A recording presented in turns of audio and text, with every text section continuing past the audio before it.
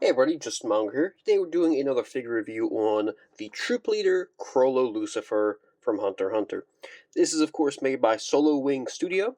I believe this is actually their first figure they made, and it's pretty cheap. You could pre-order this thing for like $60, which is actually a great deal for this figure in my opinion.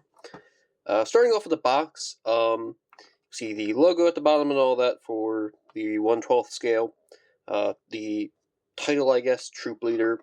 It's also in the style of his Skill Hunter book, which is really cool. And they actually are making a Hisoka as well. They revealed a couple pictures of him, which is pretty cool. I'll definitely be picking that up. Inside, he has some Velcro stuff just to keep the book open and closed and all that. Shows you everything he comes with, as well as a little window you can see him through. And then opening up the bottom, I just have some of the accessories in here. It is a pretty chunky figure. Comes with quite a lot of accessories. However, just getting into the figure, he's very well made. Starting off, his clothes here are actually fabric. They have a very nice feel to them. These two buttons right here are actually magnetic, which is really neat. So you can leave them open, or if you really wanted to, you can just put them like that, which is great. His tie here is not wired, but it is kind of flexible and does hold a pose, which is neat. He does have a bit of like fake leather for the belt, as well as actual metal there, which is neat. Looking up, he has actually really great ab articulation. Mostly going, so that's him going forward, and then going back, he has incredible ab articulation. There's a joint at the base of the neck as well as the top of the neck. It's him looking all the way up, all the way down. He does have a joint. It's not a butterfly joint, which is unfortunate. I really like butterfly joints. But he does have a pretty decent joint at the shoulder, slash whatever the fuck you want to call it. Pretty decent at the elbow. However, the coat does get in the way of his elbow articulation, which is unfortunate. The hands are held with a peg, which is fine. I do prefer ball joints, however the pegs are, they're fine. He has waist articulation, or swivel. He has a thigh swivel as well. Again, the pants kind of get in the way of him being able to really pull off some great poses. He has toe hinge, up and down movement. Some kind of weird side to side, which I'm fine with. I like it.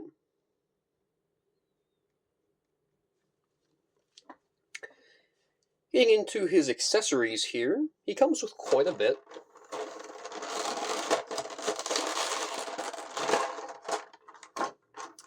Starting off with just him, he comes with this face here with the just a neutral face with his cross on it, of course.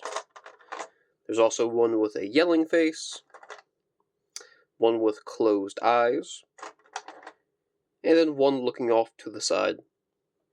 He also comes with two pieces of hair. He comes with this one, which is of course his normal look, and he also comes with one with a bandage over it to hide his cross. These come off pretty easy.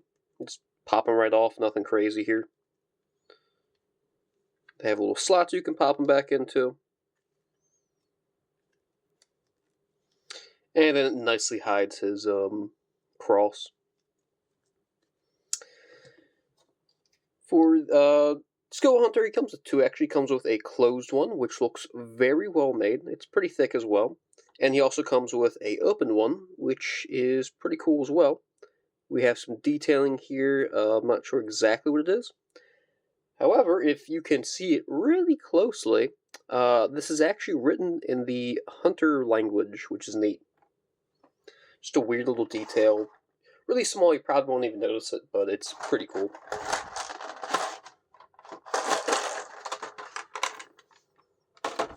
onto his hands. Comes with quite a bit. Comes with 2 closed punching fists, 2 open palm hands, which is neat. Comes with 2 of these just kind of relaxed hands. They're fine. I do like how there's actually space between the 2 fingers there. I like that. He also comes with 2 hands for holding his knife, which is neat. And as well as 2 hands for holding his open book, which is cool.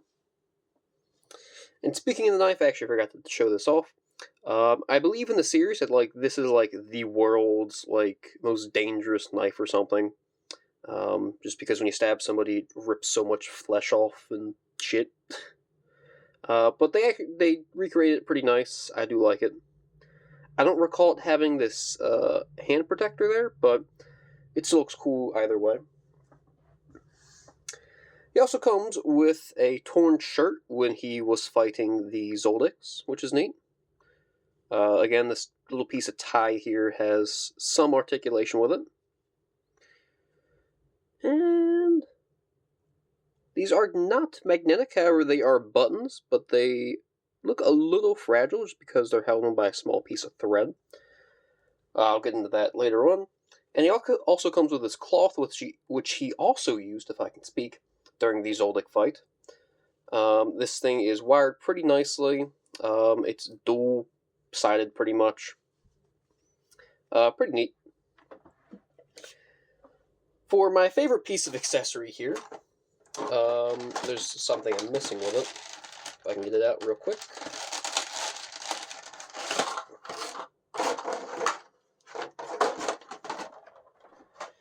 Are these? These are indoor fish that he used during the York New Arc. So these are pretty neat. They look really good, actually. They feel great. They are a rubber. They have a wire in the middle. Ends at the tip of the tail right here. So this point back has nothing. These feel really great. I've been messing around with them a lot. These flippers, they move around in the hole and stuff. Not too much. The mouths also move, which is cool. These honestly just look really great. I love them. And the stands is, of course, the Phantom Troop logo, just a spider with multiple legs. Stands are pretty generic. He only comes with 2, as well as a little clip if you want to put them on. However, he doesn't come with an extra one of these, which is kind of weird. I think that would have been great, just like a very small little change I would have made to this, so you can have him with a stand with these 2. But it's not that much to get a different stand with it, just because these are pretty standard holes. So yeah, I'm going to attempt to change this this shirt here. I've never done this, so we're going to have to find out how easy this is. Unbuttoning the shirt's pretty easy. Just slide your fingernails between them and pry. Nothing too crazy.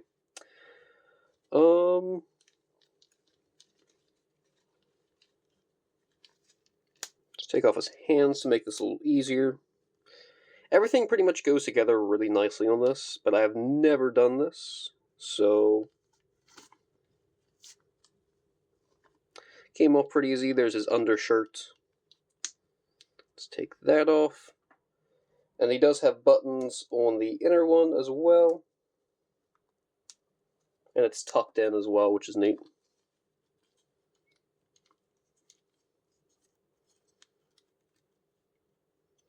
His tie's kind of in the way. That was tucked really in. That's him without a shirt, so he gets way more articulation without the shirt. Elbows pretty much are the exact same almost.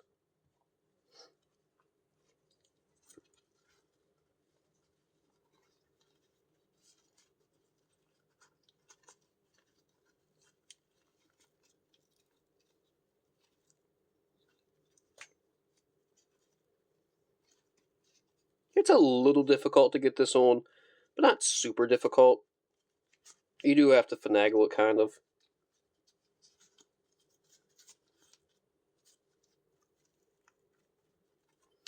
And of course, you also have to reattach the tie as well, which kind of sucks, but it's not too crazy.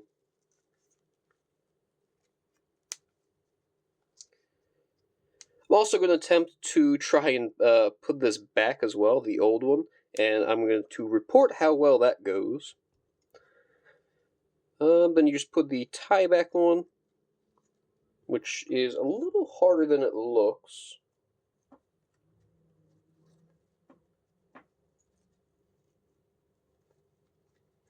It is kind of hard to put this tie back on. Alright, so this is what he looks like with the shirt on. This tie is pretty difficult to get on it, just because you have to get it around, and then just center it, get these flaps down as well, which is a little difficult. I wish they would have made these flaps have like a wire or something in them, just to make this a little easier. But that's what he looks like. It's what he wore during the Zoldyck fight, which is neat.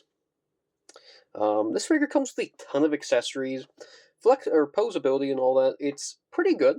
I think the main selling point here, however, is just the amount of accessories you get for as little as it costs.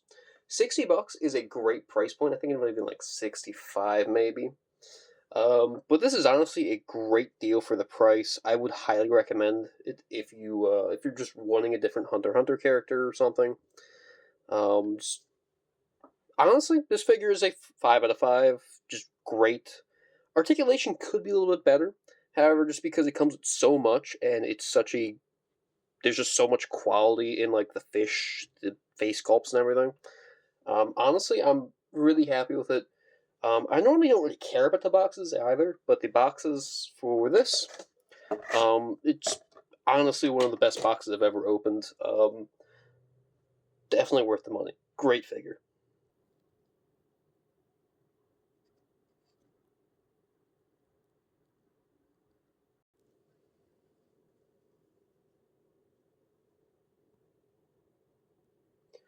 Alright, so things I don't like about this figure is the fact that putting this clothing back on is extremely difficult.